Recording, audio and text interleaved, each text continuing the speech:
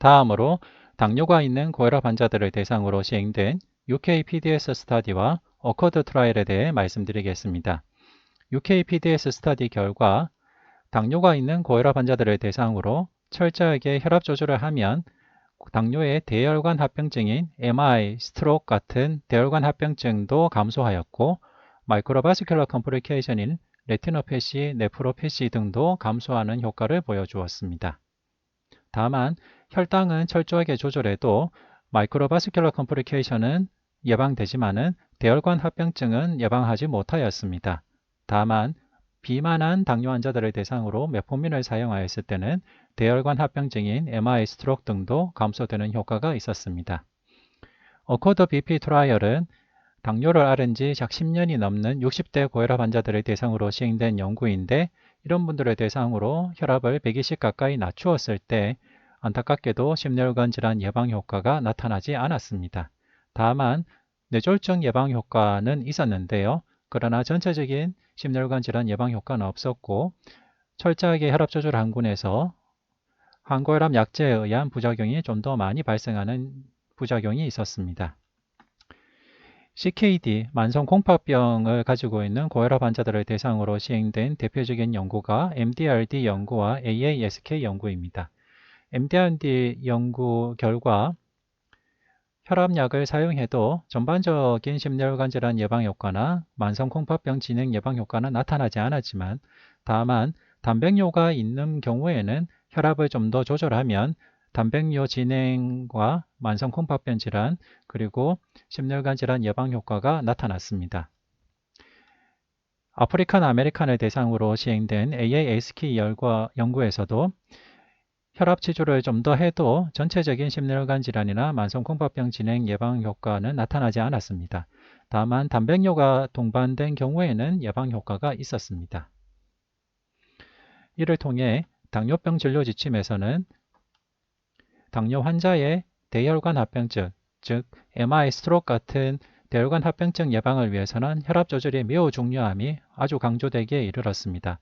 다만 어코드 BP 트라이얼 결과에서도 시사하듯이 노인 당뇨 고혈압 환자에서는 아주 철저한 혈압 조절보다는 140 미만으로 조절되는 것을 권고하게 되었습니다.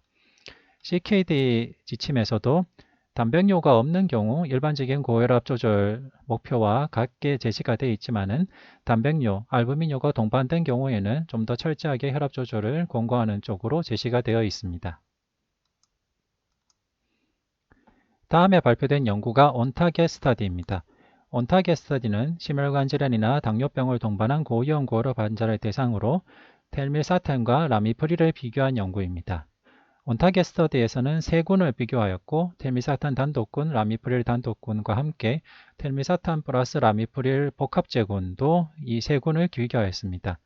전체적으로는 통계적으로 유의한 차이 없이 다 심혈관 질환 예방 효과가 나타났지만은 기대되던 텔미사탄과 라미프릴 복합제군에서 심혈관 질환 예방 효과는 없이 부작용만 더 많이 발생하는 것이 나타나서 이후에 발표된 대부분의 고혈압 진료 지침에서는 특별한 경우를 제외하고는 고혈압 환자를 대상으로는 ARB와 ACE 이니비터 복합제는 사용하지 않도록 권고하기에 이르렀습니다. 다음에 발표된 스프린트 연구는 기존의 전통적인 혈압 조절 목표인 140 미만과 더 철저하게 조절하는 120 미만을 목표로 한 군을 비교한 연구입니다. 이 군에서는 대부분 2제나 3제 병용요법을 가지고 혈압 조절을 했고요. 집중적으로 혈압 조절한 군에서 MI, 스트로크 같은 심혈관 질환 예방 효과와 모든 원인으로 인한 사망 예방 효과가 나타났습니다. 호프3 연구에서는 수축기 혈압이 160 미만이면서 140은 넘고 심각한 심혈관 질환의 위험 요인이 약 연간 1% 정도인 중등도 정도의 심혈관 질환 위험도를 가진 고혈압 환자를 대상으로 칸델사탄을 기본으로 한 혈압약제의 심혈관 질환 예방 효과를 본 연구입니다. 이 연구 결과 수축기 혈압이 140 이상인 경우에는 칸데살탄을 기본으로 한 혈압약제를 사용했을 때 심혈관 질환 예방 효과가 있었지만은 수축기 혈압이 140보다 낮은 경우에는 이 칸데사트는 기본 혈압약제를 쓰더라도 통계적으로 유의한 심혈관 질환 예방 효과가 없었습니다. 그럼 스프린트 연구를 좀 더 자세히 보도록 하겠습니다. 스프린트 연구는 앞서 말씀드린 대로 전통적인 혈압조절 목표인 140 미만과 철저한 혈압조절 목표인 120 미만을 비교한 연구입니다. 그런데 스프린트 연구에서는 좀 특이한 혈압 측정법을 사용하였습니다. 바로 AOBP 방법인데요. AOBP란 Automated Office BP Measurement의 약제입니다. 이 방법은 조용하고 혼자 있는 방에서 등받이 의자에 앉아서 5분간 휴식한 다음 자동 혈압계로 1분 간격으로 3번 측정한 혈압의 평균값을 사용하였습니다. 다만 주목할 만한 점 중에 하나는 이렇게 조용하게 혼자 앉아서 암 서포트와 등받이 의자에 5분간 앉아 있다가 자동 타임으로 세팅된 전자혈압계를 딱 세팅을 시켜놓고 나서 의료인은 나가서 환자 혼자 있는 방에서 1분 간격으로 3번 자동으로 측정한 혈압의 평균값을 사용하였다는 것이 특이한 방법입니다. 이렇게 혈압 측정을 하면 혈압이 상당히 낮게 나오는데요. 스프린트에서는 이 방법으로 혈압 측정을 해서 집중 혈압 조절군에서는 대략 약 121까지 혈압을 낮추었습니다. 하지만 특이한 점은 121까지 혈압 조절을 했음에도 불구하고 필요한 혈압약의 개수가 약 한 2.7개 정도가 필요하였다는 것입니다. 기존의 전통적인 그 혈압 조절을 하는 RCT에서 대체로 3개에 가까운 혈압약을 필요로 하였다는 것을 생각하면 그보다 더 철저하게 혈압 조절을 하는 스프린트 연구에서 2.7개 정도 또는 2.8개 정도의 혈압약만이 필요했다는 것은 약간 기존의 생각보다는 더 적은 혈압약만으로도 이렇게 철저하게 120 가까이 조절을 하였다는 점에서 기존의 예상과는 좀 다른 결과가 있었던 것입니다. 이렇게 다를 수밖에 없었던 것 중에 하나가 AOBP 방법으로 혈압을 측정하면 일상적인 진료실 혈압보다 15 가까이나 낮게 나왔다는 점 때문에 충분히 그럴 수 있다고 생각이 됩니다. AOBP는 앞서 말씀드린 대로 환자 혼자 있는 방에서 5분 동안 휴식을 취한 다음에 1분 간격으로 3번 측정한 것의 평균값이기 때문에 기존의 예상으로도 혈압이 낮게 측정될 것으로 생각되지만은 일상적인 진료실 혈압보다 15 가까이나 낮게 측정되는 것은 정말 놀라운 것이었습니다. 몇 달 전 발표된 스프린트의 롱텀 팔로업 스터디에서도 비슷한 결과가 확인이 되었습니다. 이 연구에서는 스프린트 트라이얼에 참여하고 있는 환자들의 데이터를 트라이얼에 참가했을 때 측정한 혈압과 그 환자들이 일상적인 진료를 받았을 때 일렉트로닉 헬스 레코드에 기록된 혈압을 비교할 수가 있었습니다. 이렇게 봤을 때 같은 환자라도 스프린트 연구에 참여할 상황에서 AOBP로 측정한 혈압과 그 환자가 일상적으로 진료를 받던 치료실에서 측정한 혈압이 상당한 차이가 있음이 나타났습니다. 예를 들면 인텐시브하게 치료한 군인 빨간색을 보면 트라이얼 페이지 때는 120 미만을 타겟으로 했기 때문에 거의 120 가까이 혈압 조절이 되임을 보여주었습니다. 하지만 이렇게 120 가까이 그 RCT에서 측정한 혈압이 조절됨에도 불구하고 이 같은 환자가 일반적인 진료를 받았을 때 측정한 혈압은 약 130 미만으로 조절되는 것에 그쳤습니다. 이렇게 스프린트 트라이에서 사용된 AOBP 방법은 진료실 혈압보다는 상당히 낮게 측정되는 값이라는 것을 명확하게 밝혀졌습니다. 최근에 발표된 랜드마크 트라이얼 중에 하나는 셰프 연구입니다. 중국에서 시행된 연구이고 60에서 80세 노인들을 대상으로 시행된 연구입니다. 다만 베이스라인 캐릭터리스트를 보면 고혈압이긴 하지만은 카디오바스큘러 디지즈 과거력이 6%밖에 없는 연구 대상군이었습니다. 즉 60세 이상의 고혈압 환자인 군을 대상으로 시행된 연구치고는 카디오바스큘라 디지즈 과거력이 6%밖에 안 된다는 것은 비교적 건강한 군을 대상으로 시행된 것임을 알 수 있고, 베이스라인 BP가 DBP가 83인 것을 보면 아이솔레이티드 시스톨릭 하이퍼텐전이 비교적 포함이 되기는 했지만은 그래도 다이솔릭 BP가 낮은 분들이 많지 않음을 알 수 있었습니다. 셰프 연구에서는 이런 노인들을 대상으로 목표혈압 150 미만과 130 미만을 비교하였습니다. 이렇게 목표혈압을 달리 나누어서 조절해 본 결과 인텐시브하게 130 미만으로 조절한 군이 카디오바스큘라 디지즈 발생률이 통계적으로 적게 발생하는 예방 효과가 나타났습니다. 그와 함께 우려하던 부작용을 비교했을 때 당시 제일 크게 우려하던 부작용인 싱코프와 프랙처는 다행히 통계적으로 유의하게 차이는 나타나지 않았습니다. 하지만은 어쩌면 당연하게도 저혈압은 집중 혈압 조절군에서 조금 더 높게 나타났습니다. 하지만 이 연구의 해석에서 주의할 필요가 있는 것은 이 연구에서 DBP가 60 미만인 경우는 제외하였다는 점과 뇌졸중 환자도 제외하였고 인지기능 저하가 있는 분도 제외하였다는 점을 해석에 유의하셔야 됩니다. 그와 함께 스텝 스터디에서도 AOBP 방법을 사용했습니다. 스텝 스터디에서 사용한 AOBP 방법은 환자가 앉은 자세에서 5분 이상 휴식을 취한 다음에 자동 혈압계를 가지고 1분 간격으로 3번 측정하였습니다. 이때는 환자가 혼자 앉아 있는 것이 아닌 의료인이 있는 상태에서 혈압을 재기는 했지만은 역시 스텝 스터디에서도 AOBP 방법을 사용했다는 것을 해석의 유의점으로 생각해야 되겠고, 이렇게 측정했을 때 혈압을 127.5까지 낮추기 위해서 필요한 약은 2개가 안 되었다는 점도 역시 스텝 연구에서 사용된 혈압 측정법이 혈압이 조금 더 낮게 측정됐을 가능성을 시사한다고 볼 수 있겠습니다. 왜냐하면 기존의 RCT에서 혈압을 140 미만 또는 130 미만으로 조절하기 위해서 필요한 혈압약이 대체로 3개 가까이 되기 때문입니다. 다음은 랜드마크 클리니컬 트라이얼까지는 아니지만은 흥미로운 임상시험 결과 몇 가지를 말씀드리겠습니다. 스페인에서 시행된 임상시험 결과 혈압약을 밤에 먹는 경우 심혈관 질환 예방 효과가 있었다라는 연구들이 수년 전에 발표되었습니다. 이때 이 연구 결과들을 보면 저녁에 혈압약을 복용한 군에서 심혈관 질환 발생 위험이 45%나 낮게 나타났기 때문에 정말로 놀라운 연구 결과였고요. 이 연구 결과를 해석할 때 과연 이런 효과가 어떻게 나타날까 생각하는 기준으로는 저녁에 혈압약을 복용하면 24시간 혈압 조절이 좀 더 잘 되고 수면 시 야간 혈압 조절이 더 잘 된다는 것이 그 기준으로 예상이 되었습니다. 하지만은 이 그래프를 보면 아침에 혈압약을 먹은 군과 저녁 또는 밤에 혈압약을 먹은 군이 심혈관 질환 발생 위험의 차이가 상당히 큼을 알 수 있습니다.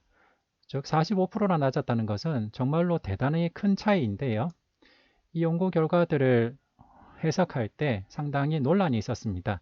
즉 약을 먹는 시간을 조절하는 것 하나만으로 이렇게까지 큰 예방 효과가 나타날 수 있는지 약간 회의적으로 생각하는 연구자들도 있었고, 이 연구에 참여한 사람들의 특징을 봤을 때 50% 가까운 사람들이 넌디퍼였기 때문에 결국 밤에 혈압 조절이 안 되는 사람들은 밤에 혈압 조절을 더 잘하면 심혈관 질환 예방 효과가 더 좋다라는 것을 보여주는 것으로 해석해야 된다라고 보기도 하였습니다. 그래서 과연 정말 혈압약을 밤에 먹는 것이 더 좋은 심혈관 질환 예방 효과를 보여주는지 보기 위한 RCT가 진행이 됐고요. 그것이 타임 트라이얼입니다. 타임 트라이얼은 영국에서 시행된 연구이고 1차 진료에서 고혈압 약물 치료를 받는 사람들을 포함을 시켜서 한쪽 군은 주로 밤에 약을 먹게 하였고 한쪽 군은 아침에 약을 먹게 하여서 5.2년 동안 팔로업을 시켰습니다. 이렇게 했을 때 프라이머리 엔드 포인트인 MI의 2번 또는 non-fetal stroke 그리고 바스큘라 데스의 클리니컬 엔드 포인트의 발생이 저녁에 혈압약을 먹는 군은 3.4% 발생했고 아침에 혈압약을 먹는 군은 3.7% 발생하여서 수치적으로는 저녁에 혈압약을 먹는 군이 약간 적긴 하지만은 통계적으로 유의한 차이가 없었습니다. 서브그룹 아날리시스에서 보면 저녁에 혈압약을 먹는 군이 약간 좋은 것처럼 보이지만은 서브그룹에서 특별히 통계적으로 유의한 차이가 있는 것이 나타나지는 않았습니다. 하지만 유의하게 주목할 만한 점 중에 하나가 저녁에 혈압약을 먹는 군이 아침에 측정한 가정혈압은 상대적으로 좀 더 낮았지만은 저녁에 가정혈압이 좀 높게 나타났다는 점입니다. 보면 저녁에 약을 먹는 군이 아침에 잰 혈압을 보면 SBP로 보면 저녁에 혈압약을 먹는 군은 아침 SBP가 130.5인데 아침에 혈압약을 먹는 군은 아침 SBP가 132.3으로 즉 저녁에 혈압약을 먹으면 아침 가정 혈압은 조금 낮았습니다. 그 차이가 1.7, 1.8 정도이지만은 차이가 있었고요. 다만 저녁에 혈압약을 먹는 분들은 저녁 혈압은 도리어 저녁에서 측정한 가정 혈압이 좀 더 높게 나타났습니다. 이런 혈압 차이가 실제로 나타났고 따라서 추후에 해석할 때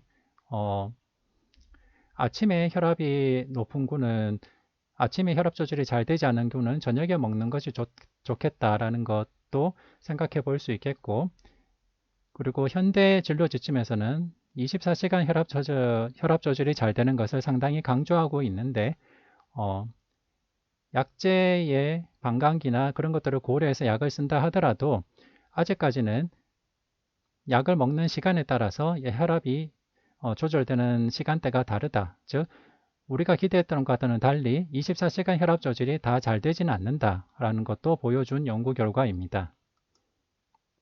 보시면 저녁에 혈압약을 드시는 분들이 아침 혈압은 통계적으로 유의하게 좀 더 낮게 나타나는 것이 보여줍니다.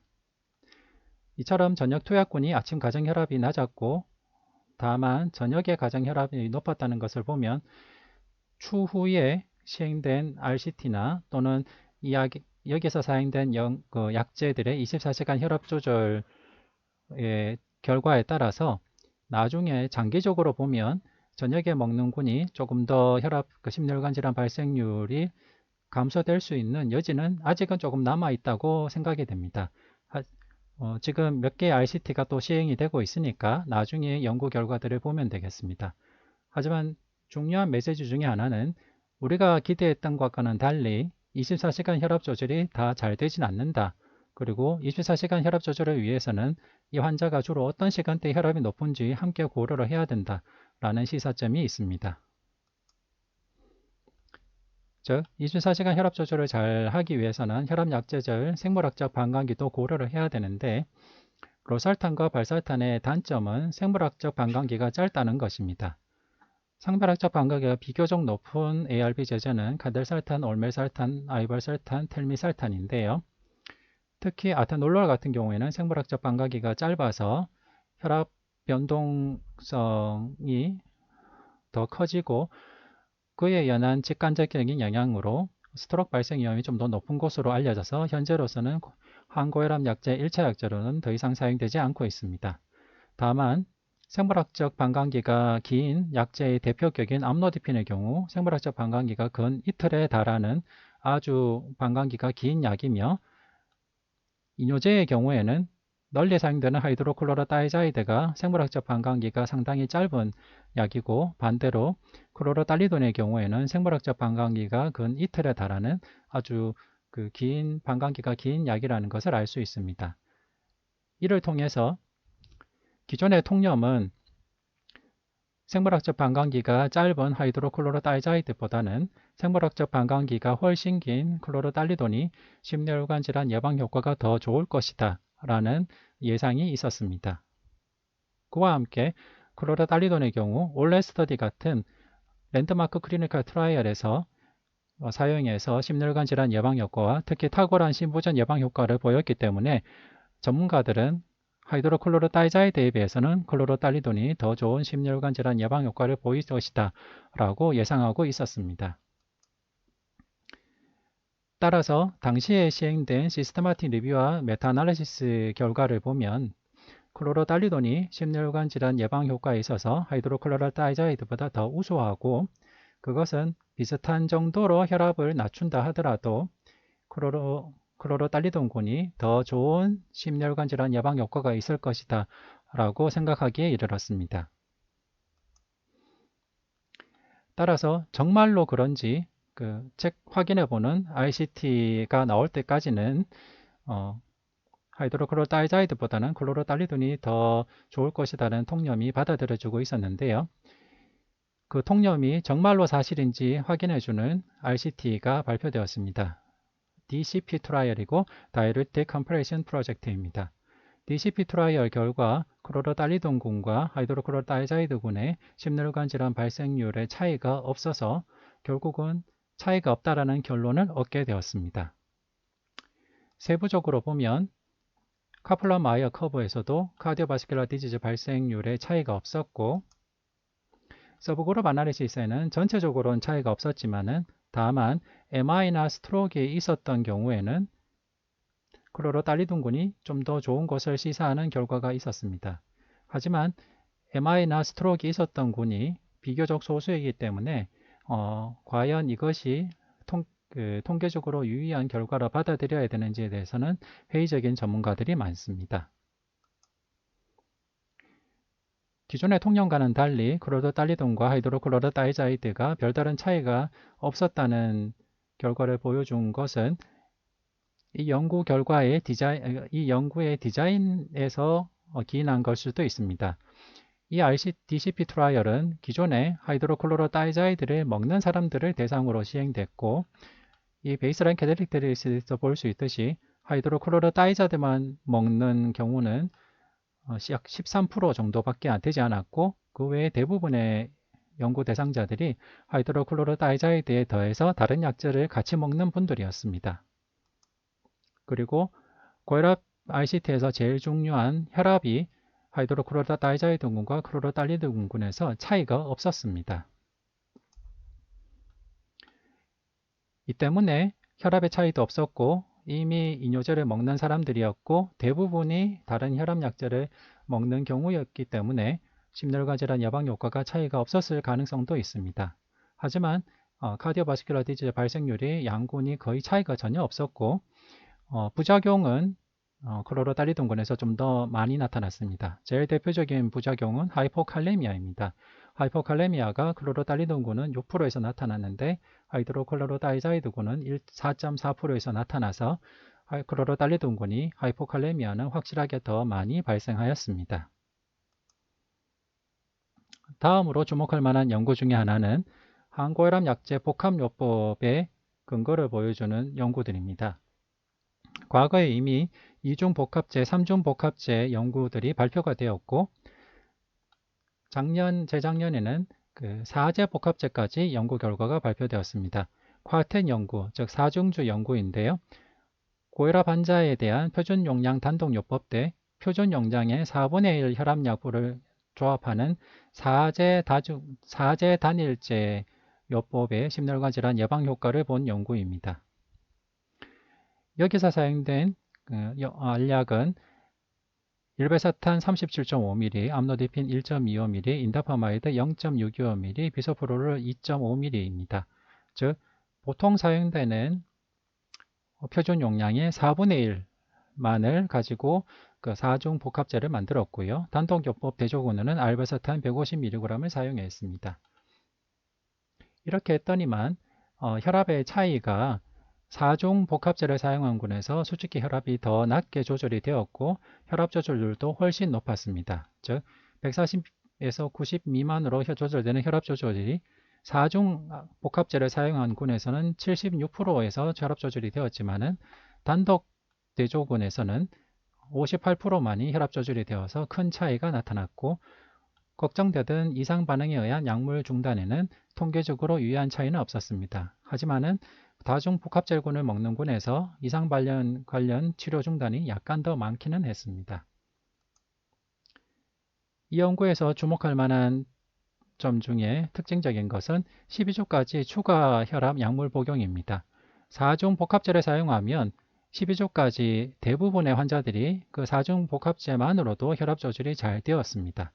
특히 혈압의 그래프를 보면 4중 복합제를 사용할 경우 비교적 단시간 내에, 즉 약 한 달이나 3달 내에 혈압이 목표 혈압까지 충분하게 도달하는 것을 볼 수 있고, 이렇게 목표 혈압까지 잘 조절이 돼서 꾸준하게 조절이 잘 되는 것을 볼 수 있습니다.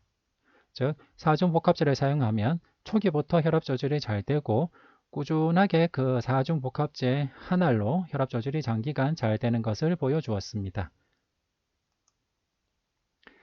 앞서 말씀드린 여러 가지 RCT들을 종합해보면 다음과 같이 생각할 수 있습니다.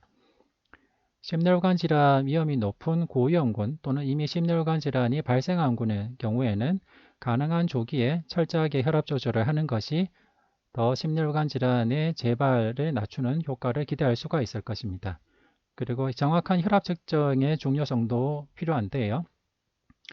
혈압 측정의 방법에 따라서 혈압 값이 상당히 다르게 나올 가능성이 있습니다.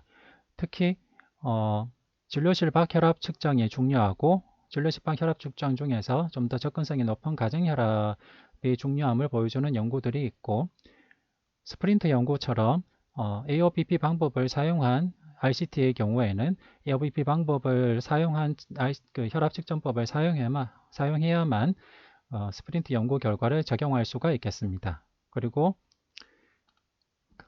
조기에 고혈압 약물 병용요법의 중요성이 최근에 더 널리 강조되고 있습니다. 표적장기 손상이 있는 경우에는 1기 고혈압일 때부터 그리고 160에 100 이상 2기 고혈압인 경우에는 처음부터 단일 제형 복합제를 사용되는 것이 권고가 되고 있고, 특히 작용 지속 시간이 긴 혈압약제를 사용해서 24시간 동안 혈압 조절을 잘하고 야간 혈압 조절도 잘하는 것이 좋겠다라는 것이 시사되고 있습니다. 저녁 밤 시간에 약을 먹는 것이 정말 도움이 되는 것인지에 대해서는 첫 번째로 검증을 위해서 시행된 타임 트라이얼에서는 통계적으로 유의한 심혈관 질환 예방 효과의 차이를 보지는 못했지만은 아침과 밤 혈압의 차이는 조금 나타났기 때문에 다른 RCT 결과들을 보도록 하는 것이 좋겠습니다. 다만 작용 지속 시간이 긴 혈압약제를 먹을 경우에는 약 먹는 시간이 낮이든 아침이든 밤이든 별 차이가 없을 수도 있겠습니다. 지금까지 말씀드린 내용을 종합하면 다음과 같습니다. 질병은 역사의 산물입니다. 앞서 고혈압 진단과 치료의 역사에서 말씀드렸듯이 고혈압도 처음에 의사들은 나이가 들어서 동맥경화가 생기고 그로 인해서 오간 쪽으로 가는 블러드 서플라이가 감소해서 그것을 보상하기 위한 생리적인 기전으로 혈압이 높아진 것이다 라고 생각한 그 보상 기전이 과거에는 널리 받아들여졌습니다. 하지만은 RCT 결과 그렇지 않은 것이 밝혀졌고 고혈압이 아주 중요한 질병으로서 자리를 잡기에 이르렀습니다. 그리고 처음에는 DBP가 160이나 180이 SBP가 160이나 180이 넘고 DBP가 100이나 110을 넘는 경우에만 고혈압으로 생각해서 RCT에 인도를 시켰지만은 차츰차츰 고혈압 약물 치료의 효과가 검증됨에 따라서 혈압 진단의 기준이 조금씩 내려왔음을 알 수가 있습니다. 하지만은 스프린트 연구처럼 고혈압의 진단 기준을 130에 80까지 낮추는 것이 과연 또는 120 가까이까지 낮추는 것이 과연 도움이 되는지에 대해서는 아직은 근거가 좀 부족하지 않은가 생각됩니다. 왜냐하면 스프린트 연구에서는 AOBP라는 약간 특별한 방법을 사용했기 때문입니다. 따라서 지금까지 살펴봤듯이 고혈압이라는 것을 혈압을 측정하고 고혈압이 질병이라는 것을 인지하고 고혈압을 어디까지 낮출 것인가에 대해서는 지금까지 나온 역사적인 RCT 결과들을 가지고 차츰차츰 변화되어 가면서 진료 지침이 확립되어 왔습니다. 그리고 중간에 고혈압의 진단 기준을 더 넓히려는 시도들이 있었지만은 RCT에서 그것이 충분하게 컨펌이 되지 못한 것도 있었고 최근에는 130에 80 이상을 고혈압으로 하자는 의견도 있지만은 130에 80 이상을 고혈압으로 하자는 주된 근거인 스프린트 연구가 AOBP 방법이라는 약간 특이한 방법으로 측정하였고 그것이 기존 오피스 BP와는 큰 차이가 있기 때문에 또 그것을 일반적인 진료실 환경에서 적용하는 데도 한계점이 있겠습니다. 즉, 질병은 역사의 산물이고 질병의 개념도 역사의 산물입니다. 따라서 오류와 한계가 있고 앞으로도 계속 변화할 것이라는 것을 시사합니다. 이 내용을 들으시는 선생님들도 기존의 가이드라인에 제시하는 것을 단순히 받아들이는 데만 머무르지 마시고 그 연구 결과, 그 근거가 되는 연구 결과들을 좀 더 깊게 이해하시고 비판적인 관점으로 해석하시고 적용하셔서 더 훌륭하고 더 프로페셔널한 의사로서 잘 진료하셨으면 좋겠습니다. 이상 경청해 주셔서 감사합니다.